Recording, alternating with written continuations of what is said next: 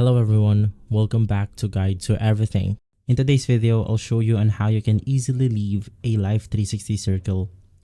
The first thing that you want to do is to simply head over to the Life360 application right here.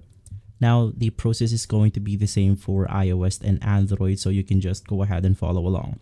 Simply inside the application, you then want to navigate through the circle. Now, I have multiple circles right here, but I'm going to use this as an example. In here, you just want to click on the gear icon at the top left corner of your screen. Click on the circle management.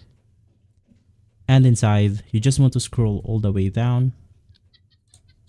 And below, you will be able to see an option called Leave Circle. So just click on this button and you should be good to go. If this video has been helpful, leave a like, subscribe, and follow Guide to Everything for more videos like this. Thanks for watching.